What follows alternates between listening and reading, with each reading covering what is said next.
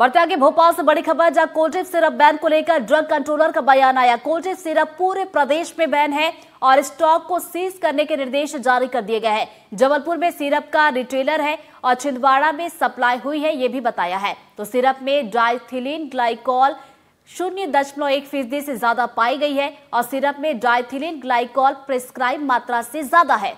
नेक्स्टोडीएस syrup की बात की जाए तो इसकी भी जांच अभी की जा रही है। हालांकि जांच के बाद क्या सामने निकल कर आता है उसके बाद यहां पर भी फैसला लिया जाएगा, तय किया जाएगा कि जिस तरीके से कोल्ड्रिप को बैन किया गया क्या उसी तरीके से नेक्स्टोडीएस सिरप को भी बैन कर दिया जाएगा। तो फिलहाल ये बड़ी खबर आप तक पहुंचा रहे कोल्ड्रिप सिरप बैन को लेकर ड्रग कंट्रोलर ने बयान दिया है। क्या कुछ कहा है, सुनवाते हैं।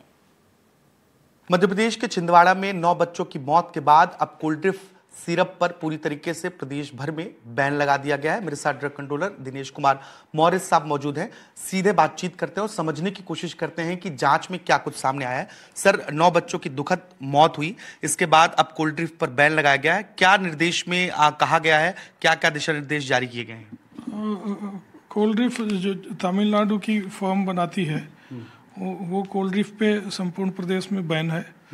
जो भी उसका स्टॉक है जहां वो तुरंत सीज करने के इंस्ट्रक्शंस जारी कर दिए गए हैं और सब जगह इंस्पेक्शन करने के जहां जहां संभावना है कि उस पर्टिकुलर सिरप की सप्लाई हुई है तो हम ड्रग इंस्पेक्टर्स को इंस्ट्रक्ट कर दिया है कि हर प्रीमाइसेस की जांच करें और उसको सीज करें और सारे मध्य प्रदेश में ये ड्रग बैन कर दी गई है। क्या ये ड्रग पूरे प्रदेश भर में सप्लाई हुई है या फिर महाकौशल या छिंदवाड़ा या आसपास के जिलों में ही ज्यादा सप्लाई हुई है? अभी तक प्राप्त इंफॉर्मेशन है वो जबलपुर उसका रिटेलर है और लोकल सप्लाई छिंदवाड़ा में हुई है।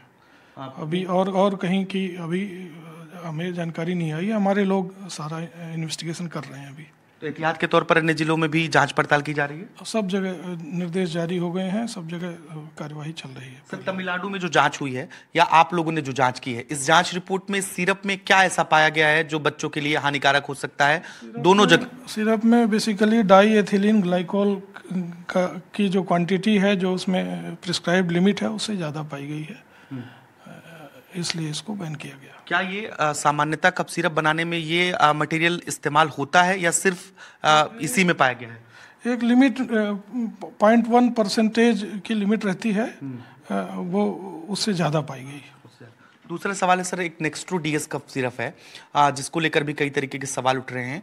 अभी उसको लेकर क्या जांच चल रही है, क्या कोई रिपोर्ट आई है? अभी हम रिपोर्ट की ही प्रतीक्षा कर रहे हैं। जैसे रिपोर्ट आएगी, रिपोर्ट के अकॉर्डिंग हम उस पर कार्रवाई करेंगे। अगर इसमें भी अमानक दवाइयां पाई जाती हैं तो निश्चित तौर पे ये एक प्रोसीजर है कि सैंपलिंग करने के बाद हम टेस्टिंग करते हैं तो टेस्ट रिपोर्ट के अकॉर्डिंग हम, चूंकि वो ड्रास्टिक एक्शन रहता है तो हम जो भी रिपोर्ट आएगी उसके हिसाब से पूरी कार्रवाई। नेक्स्टोडीएस की जांच सर क्या मध्य प्रदेश में हो रही है या बाहर भी हो रही है?